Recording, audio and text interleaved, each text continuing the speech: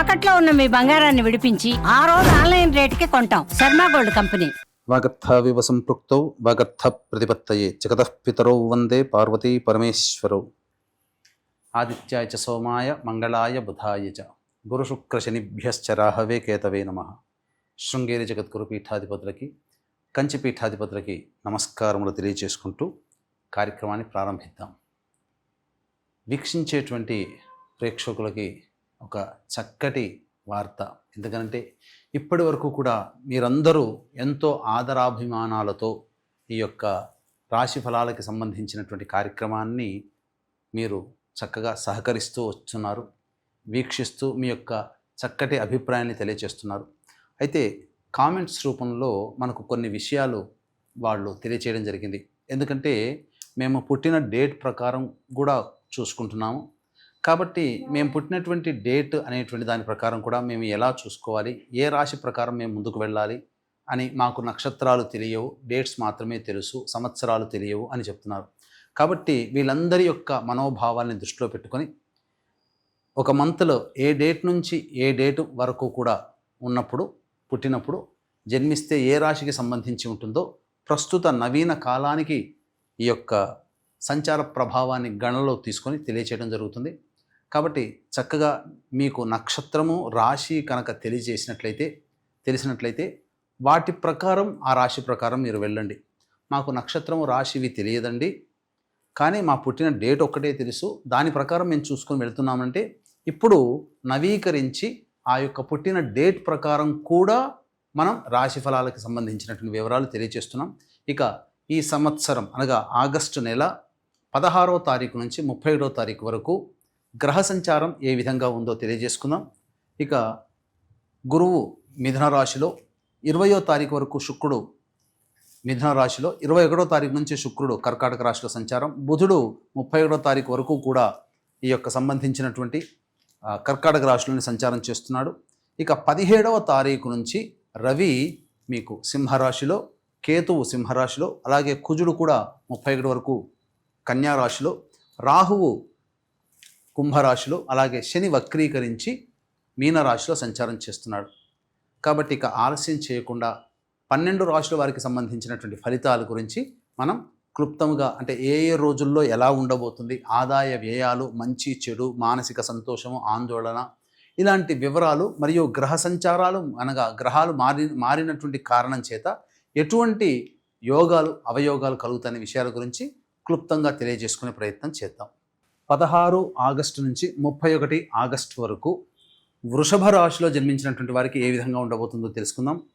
ముందుగా తెలియచేసినటువంటి విధంగా వృషభ రాశి వారితో పాటు మే 13 నుంచి జూన్ 21 మధ్యలో పుట్టిన వాళ్ళు వృషభ రాశి వారికి చెందిన వాళ్ళు అవుతారు. కాబట్టి ఈ మధ్యలో పుట్టినటువంటి వాడు కూడా వృషభ రాశిని మీరు చెక్ చేసుకోవచ్చు. అలాగే ఈ వృషభ రాశికి సంబంధించి చూసుకున్నట్లయితే గురువు శుభస్థానంలో, శుక్రుడు కూడాను శుభస్థానంలో ఉండడం అన్ని విధాలుగా అనుకూలంగా ఉండేటువంటి సమయం. కుటుంబ సభ్యుల మధ్య ఉన్నటువంటి పొరపచ్చాలన్నీ కూడా తొలగిపోతాయి. ఆనందకరమైనటువంటి కుటుంబ జీవితాన్ని గడుపుతారు. ముఖ్యంగా ధనపరమైనటువంటి వస్తువులలో మీ యొక్క హోదాని పెంచే విధంగా వస్తువుల కొనుగోలు, దుస్తుల కొనుగోలు అనేటువంటివి శుక్రగ్రహ సంచార ప్రభావం కలుగుతాయి. అలాగే ధనపరమైనటువంటి రాని బాకీల వసూలు, ధనపరంగా ఏవైనా ఎదురు చూస్తున్నట్లయితే లోన్స్ శాంక్షన్ కావడం కానీ ఇట్లాంటివి గురుగ్రహ సంచార ప్రభావం కలుగుతాయి. 21వ తారీఖు నుంచి శుక్రుడు యోగదాయకంగా ఉండడము, అలాగే బుధుడు తృతీయ స్థానంలో ఉండడం వల్ల శుక్రుడు యోగిస్తున్నప్పటికీ కూడాను బుధగ్రహ సంచారమే అనుకూలంగా లేకపోవడం, కొత్త వ్యక్తులు పరిచయం అవడం, తద్వారా వారి వలన భవిష్యత్తులో కొంత ఇబ్బందికర పరిస్థితులు వస్తాయి. కాబట్టి జాగ్రత్తగా ఆలోచించి మీ స్నేహ హస్తాన్ని అందివ్వండి. అలాగే ఇతరులకి నమ్మి మీరు డబ్బులు అప్పుగా ఇవ్వడం అనేటువంటిది ఈ యొక్క 31 ఆగస్టు వరకు అనుకూలంగా లేని సమయం. ఇది ప్రధానంగా చోటు చేసుకునేటువంటిది. ఇక ఉద్యోగ సంబంధమైనటువంటి విషయాల్లో మీకు 16వ తారీఖు మాత్రమే అనుకూలంగా ఉంటుంది. 17వ తారీఖు నుంచి మీకు అనుకూలంగా లేదు. నిరుద్యోగస్తులు కాస్త మీరు నిరాశపడవలసినటువంటి పరిస్థితి. అయినా కానీ మొక్కవోని ధైర్యంతో మీరు ముందడుగు వేసి మిగతా గ్రహాల యొక్క అనుగ్రహంతో మీ యొక్క సంకల్పాన్ని నెరవేర్చుకోవచ్చు. అయితే ఆల్రెడీ చేస్తున్నటువంటి వృత్తి ఉద్యోగాల్లో ఉన్నటువంటి వారికి ప్రధానంగా ఆందోళనకరమైనటువంటి జీవితం ఉంటుంది. అంతేకాకుండా ఉద్యోగాలు మారాలి, కొత్త ఉద్యోగంలో చేరాలి అనుకునేటువంటి వాళ్ళకి మాత్రం ఇది సరైన సమయం కాదు. ఎన్ని ఇబ్బందులు వచ్చినా, కష్టములు వచ్చినా ఆ ఉద్యోగంలో మీరు కంటిన్యూ అయ్యే ప్రయత్నం చేయండి. అలాగే కుజగ్రహ సంచార ప్రభావం కూడా అనుకూలంగా లేదు. ఆరోగ్యం పట్ల శ్రద్ధ వహించాల్సినటువంటి పరిస్థితి, తరచూ అనారోగ్యానికి గురయ్యే అవకాశాలు ఎక్కువగా గోచరమవుతున్నాయని చెప్పవచ్చు. ఇక దశమ రాహువు మరియు లాభశని యొక్క సంచార ప్రభావంలో అనుకున్నటువంటి పనులలో కార్య విజయాన్ని పొందుతారు. కింది స్థాయి వ్యక్తుల యొక్క సహాయ సహకారాలతో మీకున్నటువంటి పనులని కూడా చక్కదిద్దుకుంటారు. ఏతావాత మేజర్ ప్లానెట్స్ యొక్క అనుగ్రహం, వారి యొక్క శుభ ఫలితాలు మీకు అందివ్వడం ద్వారా వృషభ రాశిలో జన్మించినటువంటి వారు మిశ్రమం కంటే అధిక శుభ ఫలితాలు పొందుతారని చెప్పవచ్చు. ఈ రాశిలో జన్మించినటువంటి విద్యార్థులకి బాగా కష్టపడితే తప్ప అనుకున్నటువంటి విధంగా వారు రాణించలేరు. కాబట్టి ఎక్కువగా శ్రద్ధ పెట్టాల్సినటువంటిది. అలాగే దైవానుగ్రహం చేతనే కోరుకున్నటువంటి విద్యా సంస్థలలో మీకు ప్రవేశం లభించే అవకాశాలు గోచరమవుతున్నాయని చెప్పవచ్చు. ఇక వివాహానికి సంబంధించి చేయు ప్రయత్నాల్లో కుటుంబ స్థానం యోగదాయకంగా ఉన్నటువంటి కారణం చేత వివాహ ప్రయత్నాలు చేయండి. అనుకూలమైనటువంటి జీవిత భాగస్వామి లభించే అవకాశాలు ఉంటాయి. అలాగే సంతానపరంగా ఆలోచించేటువంటి వ్యక్తులు ప్రధానంగా ఈ సమయాన్ని వాయిదా వేసుకోవడమే మంచిది. ఆల్రెడీ గర్భాన్ని ధరించినటువంటి మహిళలు వైద్యుల యొక్క సలహాలు సూచనలు పాటిస్తూ తగు నిర్ణయాలు కనుక తీసుకుంటే చాలా మంచిదనే విషయం గమనించుకోవాలి. ఎక్కువగా కష్టపడేటువంటి విషయాలు మీరు నిర్ణయం తీసుకోకూడదు. ఇక ఈ రాశిలో జన్మించినటువంటి మహిళలు ఎవరైతే ఉంటారో వాళ్ళకి అన్ని విధాలుగా అనుకూలంగా ఉంటుంది. ఎక్కడైతే కుటుంబ సభ్యులు ఇంతవరకు మిమ్మల్ని దూరం పెట్టారో మళ్ళీ ఆ కుటుంబ సభ్యులు చేరదీయడము, తద్వారా ప్రేమ ఆప్యాయతని వారి ద్వారా పొందడము అన్ని విధాలుగా అనుకూలంగా ఉంటుందని చెప్పవచ్చు. ధనపరమైనటువంటి విషయాలు మీకు లాభదాయకంగా ఉంటాయి. అలాగే ఇతరత్ర ఏదైనా కానీ ఇతరులతో వ్యవహారాలు జరిపేటప్పుడు మీరు జాగ్రత్తలు పాటించండి. కొత్త వ్యక్తులని మీరు ఎంటర్టైన్ చేయకండి. తద్వారా ఈ మహిళలకి, ఈ రాశిలో జన్మించినటువంటి మహిళలకి కొంత ఇబ్బందికర పరిస్థితులు అనేటువంటివి ఉంటాయి. ఆరోగ్యం పట్ల కూడాను శ్రద్ధ వహించాల్సినటువంటి పరిస్థితి అని చెప్పవచ్చు. ఇక తర్వాత చెప్పుకొచ్చేది ఏమిటంటే ఈ యొక్క గ్రహ సంచార ప్రభావంలో అధికమైనటువంటి మిశ్రమ ఫలితాలే కలుగుతాయి.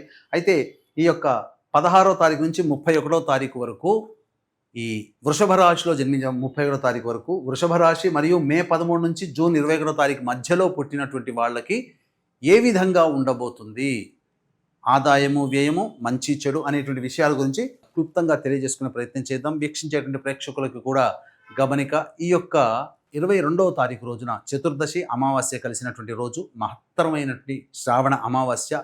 ఈ యొక్క సంబంధించి పురస్కరించుకొని మీ జాతకరీత్యా ఎన్ని పనులు చేస్తున్నా ఆ పనులలో ఆటంకాలు ఎదురవుతున్నా, వివాహాలు కాకున్నా, దాంపత్య సమస్యలు ఉంటున్నా, అలాగే సంతానం కలగకపోయినా, ఎన్ని పూజలు చేసినా ఫలించకపోయినా, నిజాయితీగా కష్టపడ్డా మీరు ఫలితాన్ని పొందలేకపోయినా అది పితృదోష ప్రభావం. కాబట్టి భర్త లేదా తండ్రి వైపు 6 తరాలు, భార్య లేదా తల్లి వైపు 3 తరాల్లో ఏవైనా దుర్మరణాలు కనుక ఉన్నట్లయితే వాటిని పితృదోషం అంటారు. గత 12 సంవత్సరాలుగా శాస్త్రీయముగా ఈ పితృదోష నివారణ కార్యక్రమాలు జరిపించడం జరుగుతుంది. ఈ యొక్క శ్రావణ అమావాస్య విశేషంగా ఆ పితృదేవతానుగ్రహం కలుగుతుంది. కాబట్టి మీరు ఎంత కష్టపడ్డా ఫలితం దక్కలేదు అంటే అది పితృదోషమే, అంతకు మించి ఇంకా వేరే గమనించాల్సింది లేదు. అయితే ఈ యొక్క పితృదోష నివారణకి 22వ తారీఖు రోజున మన పీఠం ఆధ్వర్యంలో చేస్తున్నాం. 20వ తారీఖు లోపల ఈ కార్యక్రమంలో నమోదు చేసుకునేటువంటి వాళ్ళు, కార్యక్రమంలో పాల్గొనదలిచినటువంటి వాళ్ళు కార్యక్రమ తదనంతరం కాంటాక్ట్ చేసి పూర్తి వివరాలు తెలుసుకోవచ్చు. ఇక వివరాల్లోకి వెళ్ళినట్లయితే 16వ తారీఖు రోజున ఈ వృషభ రాశిలో జన్మించినటువంటి వారికి ఖర్చులు అధికంగా ఉంటాయి, మానసిక ప్రశాంతత లోపిస్తుంది, అలాగే ఏ పని యందు కూడాను ఆసక్తి ఉండదు. ఇక 17, 18వ తారీఖుల్లో బాధ్యతాయుతంగా ఉంటారు. పాత పనులలో పెండింగ్లో ఉన్నటువంటి పనులను పూర్తి చేసుకుంటారు. విందులు వినోదాలు కుటుంబ సభ్యులతో పాల్గొంటారు. ధనపరమైనటువంటి సమస్యల్ని తీర్చుకుంటారని చెప్పవచ్చు.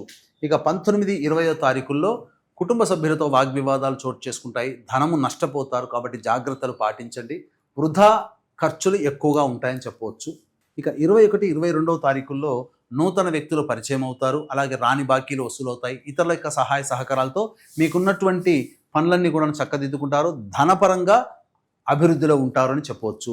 ఇక 23, 24, 25 తేదీల్లో వాహనాన్ని నడిపేటప్పుడు జాగ్రత్తలు పాటించాలి. తల్లిగారి ఆరోగ్యం పట్ల శ్రద్ధ వహించాలి. గృహ మరమ్మతులు, వాహన మరమ్మతులకి ఖర్చులు అధికంగా ఉంటాయని చెప్పవచ్చు. ఇక 26, 27వ తేదీల్లో మీ ఆరోగ్యం పట్ల శ్రద్ధ వహించాలి. మీరు ప్రధానంగా జ్వరముతో బాధపడే అవకాశము, అలాగే వాహనాన్ని నడిపేటప్పుడు కూడా జాగ్రత్తలు పాటించాలి. ఇతరులతో గొడవలు అయ్యే అవకాశాలు గోచరమవుతున్నాయి. 28, 29, 30 మరియు 31 ఈ 4 రోజుల్లో ధనపరంగా ఎటువంటి లోటు ఉండదు. అన్ని విధాలుగా అనుకూలంగా ఉంటుంది. మీకు ప్రధానంగా రాని బాకీలు వసూలవుతాయి. విందులు వినోదాలు కుటుంబ సభ్యులతో పాల్గొంటారు. అన్ని విధాలుగా ఆనందదాయకంగా జీవితాన్ని గడుపుతారని చెప్పొచ్చు. తర్వాత చెప్పొచ్చేది ఏమిటంటే 16, 23, 24, 25, 26, 27 ఈ తేదీలలో మీరు జాగ్రత్తలు పాటించండి. ఖర్చులు అధికంగా ఉంటాయి కాబట్టి మంచి నిర్ణయాలు ఆలోచించి మాత్రమే నిర్ణయాలు తీసుకోండి. ఇక ఈ యొక్క వృషభ రాశిలో ఉన్నటువంటి వాళ్ళు సమస్యల పరిష్కారం కోసం ప్రతిరోజు కూడాను లక్ష్మీ నృసింహ కరావలంబ స్తోత్ర పారాయణం రోజుకి 3 సార్లు పఠించండి, సమస్యలు దూరం అవుతాయి. సర్వం శ్రీ ఉమామహేశ్వర